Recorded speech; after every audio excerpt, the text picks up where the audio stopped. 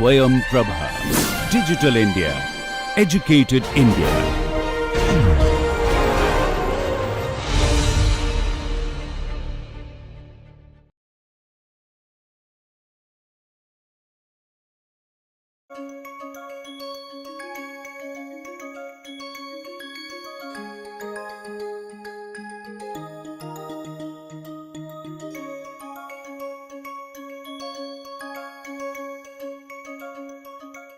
Okay, welcome everyone. So we were talking about linear under approximations to the Lagrangian function. You can scroll back to the previous lecture to know what that is. So what I'll talk about today is linear is duality in the convex optimization world, and the cornerstone of that is going to be a constraint qualification type constraint qualification that we have mentioned before, which is Slater's constraint qualification. Okay. So, to begin with this, let me recall. Let's state our optimization problem first. So, we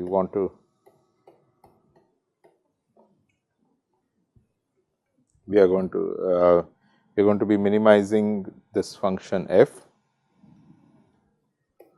subject to gi of x less than equal to 0 for all I from 1 to m, and hj of x equal to 0 for all j from 1 to p. Okay. I still haven't brought in the convex optimization problem, because I wanted to first discuss a little bit of the geometry involved in this problem. Right. So, let us now, instead of so our approach is going to be that we will not look at this problem primarily only in the space of x's. So, x's are what we will call primal variables. Primal variables are the variables in which the primitive variables in which your optimization problem has been defined. The dual variables are the variables that we introduce corresponding to the constraints in the optimization problem. Now, instead of looking at the problem only in the primal variable and studying the geometry of the problem only in the primal variable, what we will do is we will look at the problem jointly in the primal and dual space. Now, when you look at the problem jointly in the primal and dual space, a new type of geometry emerges, and that geometry is essentially at the heart of duality. And one of the main lessons you should take back from this sort of analysis is that the correct space of viewing an optimization problem is in the joint primal dual space, neither in the primal alone nor in the dual alone, but in the joint primal dual space. You will realize this in a much deeper way once we look at algorithms that involve both primal and dual variables. Okay. So, now let us do this. Let's go into some more specifics on this. Okay. So, define this new quantity, okay, which is define this set. Let's call this set G. This set G is written in terms of three variables, u, v, and t.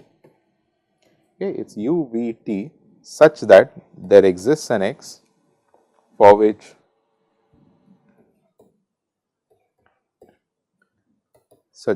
fx is less than equal to t, gi of x is less than equal to ui, and hj of x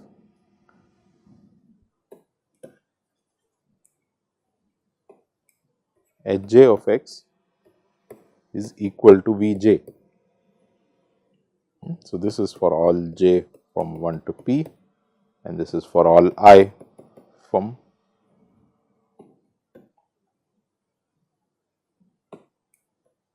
1 to m. Okay. So, this is my set G. Now, you can see what I have done here. Now, one thing you would notice here immediately is that, see, our original optimization problem has been posed has been written with right hand sides as 0.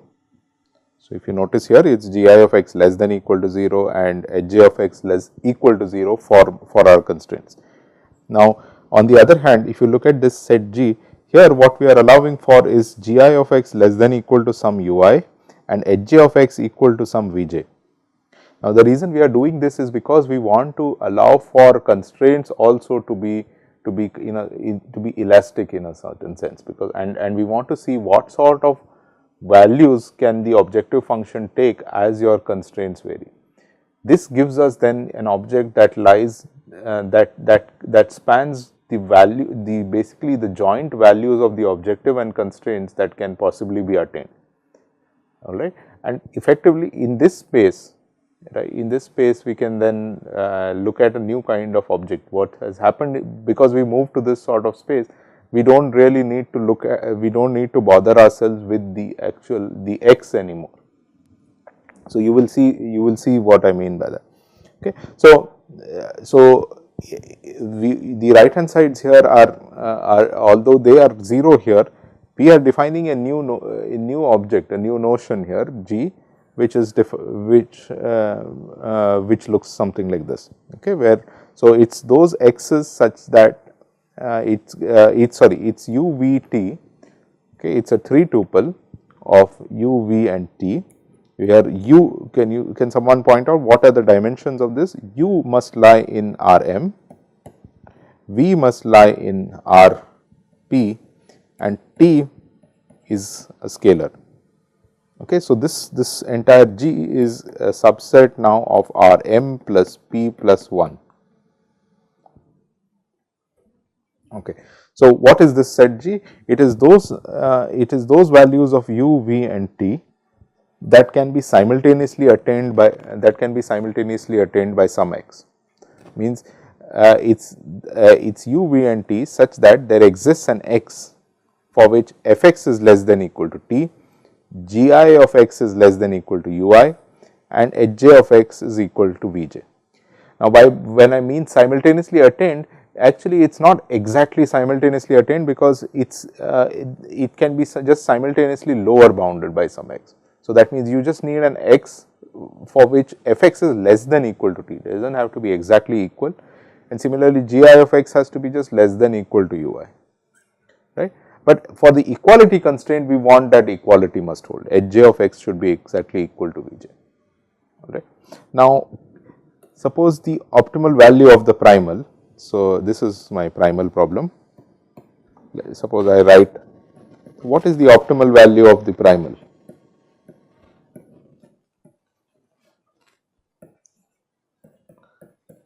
What is the optimal value of the primal in terms of this set G? Well, in terms of, so what using G, what we can now try to express is the optimal value of not just this particular problem P, but a family of problems. But okay, not just this particular problem P, but a family of problems where the right hand sides are now not necessarily 0, but any u I and v j, right, and we will study how this varies as u I and v j vary. Okay. So, the optimal value of P is, this is actually equal to the infimum of it's the least value of T such that 0, 0, comma T belongs to G.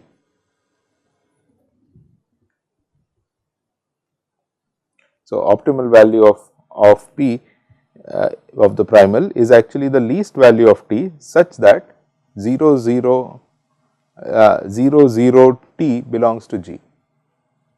Now, how do I get that? Well, if when I put 0 u and v equal to 0, effectively I am putting G, I am looking for those x's here for which g I of x is less than equal to 0 and h j of x is equal to 0. And then I am seeking the least value of T that is possible in this. What would be that least value of T? Well, it would be attained at the optimal value of P itself, because then I will get T equal to f of x star, where x star is the optimal solution of P. So, the optimal value of t is not optimal value of p can be expressed in terms of this set. It is this least value of t such that 0 0 t belongs to G.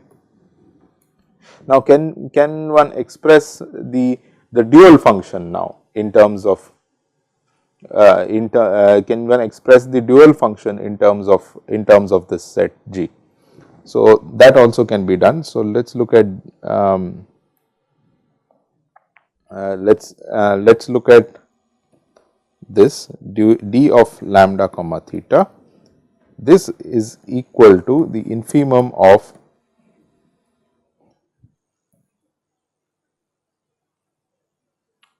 lambda theta comma 1 transpose u v t such that u v t belongs to G. Now, let us see how this comes about. So, what is this when I take u v t in G, what I am just taking any point u v t that such that these relations are satisfied, and then what I am doing is saying I am taking lambda theta 1 transpose that. So, effectively what is this expression? This expression is basically equal to lambda transpose u plus theta transpose v plus t, right. So, this over all u v t that belong to G. Now, if u v t belong to G, if as I vary u v t over G, okay, what would this become? So, okay, one thing I forgot to mention here, that this holds for lambda greater than equal to 0. Okay. So, as I vary this, so as I vary u v t in G, so let us look at t first. So, t here is free, I need to get the least value of t. What value of t would it pick out as I vary u v t? Well, it would pick out the value where t becomes equal to f x for some x, right. So, as I vary u v t in G, what I am effectively varying is x, and then and t is for a fixed x, t would take the value f x. The least value that I would get is the value t equal to f x. V is always set equal to h of x. So, each v j is equal to h j of x. So, theta transpose v is going to be just theta transpose h j of x. Now, because lambda is greater than equal to 0, the least value of u would also end up becoming the value of g I of x. So, least value of u I would end up becoming the value g I of x. So, as a result of this for lambda greater than equal to 0, we get that this actually is nothing but the infimum over x of the Lagrangian.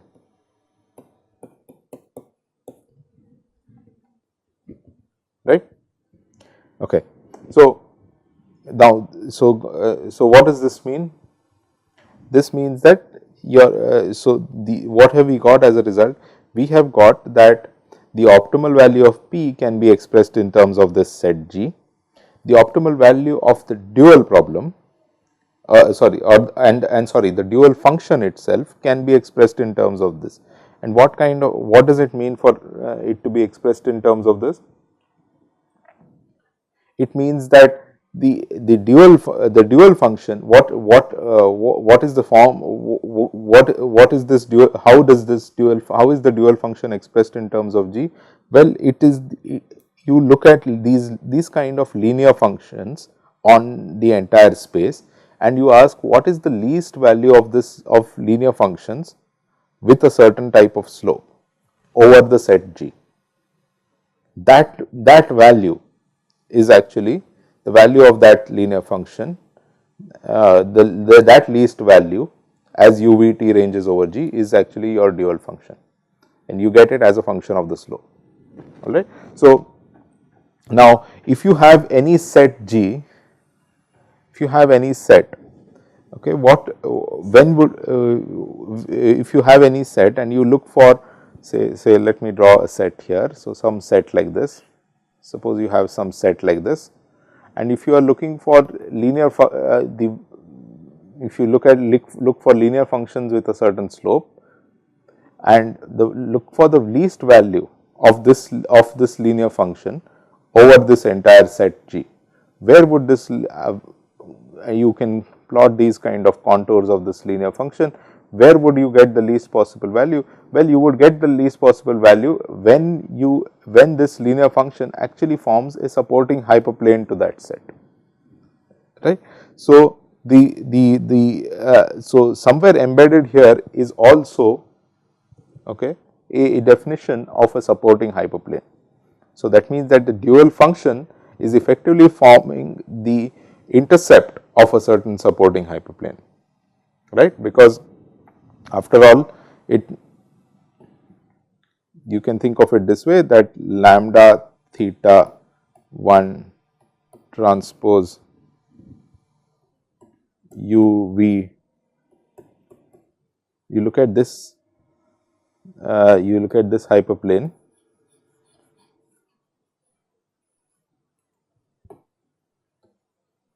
look for u v t such that lambda theta 1 transpose u v t is greater than equal to d of lambda comma theta.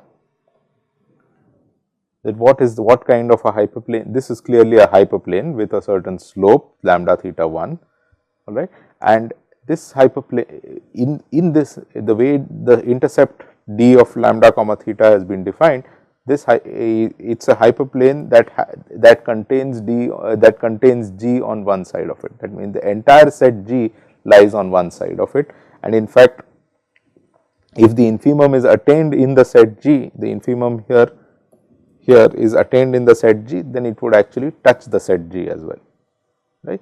So, this is a hyperplane that whenever the infimum is attained, it is a hyperplane that supports, it is a supporting hyperplane to the set G, all right. So, the dual function is essentially in terms of the set G is that you have a set, what it is doing is, well, it is asking for the support, it is asking for the intercept of a supporting hyperplane to that set, all right. All right. So, what is the maximum value of the dual, what is the optimal value of the dual problem then? Well, the optimal value of the dual problem is the maximum value of the support of the intercept of any supporting hyperplane to the set G, right. So, the optimal value of dual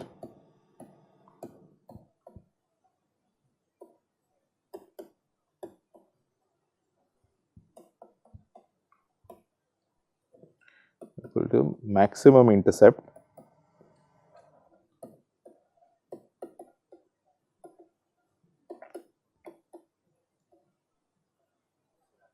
of any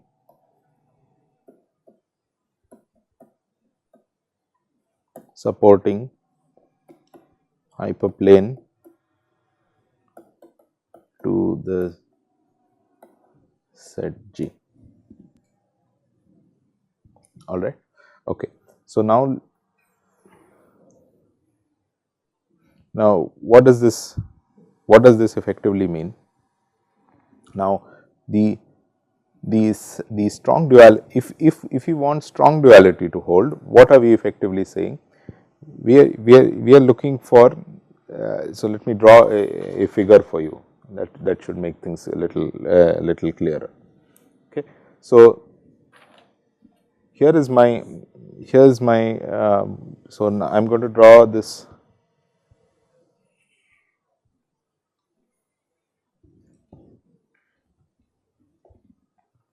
So, let me draw a set like this.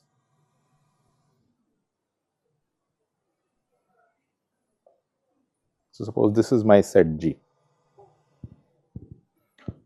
okay, and for simplicity I am going to skip the V variable and let us focus on only the U and T variable. Okay. So, this is going to be my U variable and this is my T variable, all right. Now, if this is my set G, where is in this figure, where is the optimal value of P? Okay, so let us call that optimal value. You introduce a notation for this optimal value. Let us call it equal as P star. So, where is P star? P star is the least value of T such that the point 0 0 T, or now since we are skipping the V axis altogether, we are just taking the U axis.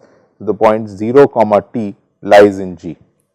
And what is that point? Well, that value is here. This point here, this is, so all of these points here along the T axis are points of the form 0 comma T that lie in G, right? All of these lie in G. And what is the least value of T such that 0 comma T lies in G? Well, it is equal to this. So, this is your P star. Alright. Now, where is what is a supporting hyperplane here? So, let's look for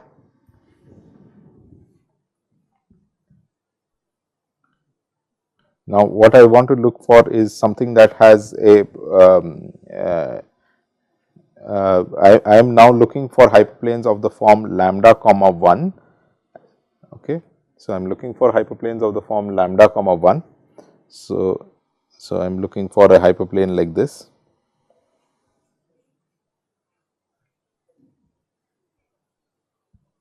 And then what we are asking is what is the intercept? What is the intercept of this particular hyperplane? So, how do I find this particular intercept? Well, what I need to do is put u equal to 0 and look for the intercept on the T axis, because my T coefficient is just 1. That gives me the value of the dual. And in this case, so d of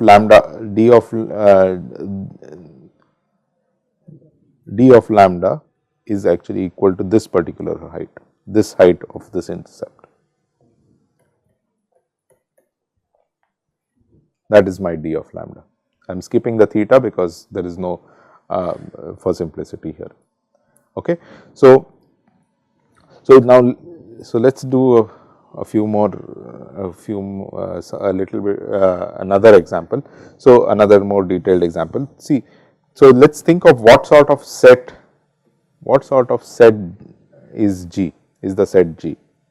See, actually the set G that I have drawn here is not really representative of this particular set, the kind of set that we have considered here. If you look at the way that this set G has been defined, here u can, if any u is feasible here, then any larger u is also feasible, right. So, it cannot be that the set sort of ends here. If I get a point u here, then any larger u in this direction is also feasible, right. So, actually the set should look something like this. So, if you look at this set in this along this axis, it should look something like this. So, it shouldn't really end here in this sort of way. It should actually carry on in this direction, and likewise it should carry on in the t direction as well, because if there is if any t is feasible to the set, then a larger t is also feasible for the same values of u and v. So, in short, the set looks something like this.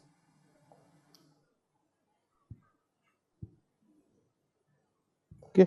Now, the way I have drawn this is it actually makes it look like it's just a very simple convex set, but the convexity needs a proof, and it holds only when the problem is convex. Okay. So, just hold on until then. Now, what is then the claim of strong duality? So, if you look at this particular figure here, this height, the height that I have drawn here, this green height here, this is the optimal value of my primal problem. The intercept that I have marked here is the optimal value of my dual problem. And what you are seeing here is obvious is weak duality in play, in the sense that my intercept is always going to be less than equal to this one, because I cannot possibly have cannot possibly, using a supporting hyperplane, I cannot possibly enter into this region. So, my intercept is always going to be less than equal to this green height. Now, when would strong duality hold? Well, strong duality would hold if I can do the following. If instead of taking this red intercept supporting hyperplane, I can look for a supporting hyperplane like this, a supporting hyperplane that passes through the point 0, 0 p star. I look for a supporting hyperplane that actually passes through the point 0, 0 p star, then its intercept would be equal to p star, and then strong duality would hold. Right. So, the claim of strong duality then basically says that for the set G, I should be able to find a supporting hyperplane at the point 0, 0 p star. Now, on the face of it, this looks like a simple claim. Why can't there be? So, take any point, you can draw a supporting hyperplane at that point. Why is that? So, but it's not that simple. Firstly, you need that the set itself it has to be a convex set. That's one, but we will, that's all right, we will take that. But more importantly, remember that the supporting hyperplane is not just any supporting hyperplane. All of this logic worked for supporting hyperplanes that had slopes of this form. Lambda was greater than or equal to 0, and the coefficient in the t axis of that or the slope in the t axis was unity. So, this sort of supporting hyperplane is what is called this. It is not just any supporting hyperplane, it is what is called a non-vertical supporting hyperplane. Why is it non-vertical? Now, it is non-vertical because it has a non-zero slope along t axis. So, a vertical supporting hyperplane would be one which is parallel to the t axis. Okay, that would be a vertical supporting hyperplane. This sort of, to be bang parallel to this t axis. We are looking for a supporting hyperplane that is non-vertical. Means that it should not be parallel to the t axis. It should have some slope along the here. So, the t coefficient should not be 0, all right. So, that is what we mean by a non-vertical supporting hyperplane. So, that is what makes the problem then a little bit more subtle than just simply drawing a supporting hyperplane. We are now looking for that the set G must have a non-vertical supporting hyperplane at the point 0, 0 p star. If that is the case, then strong duality would hold.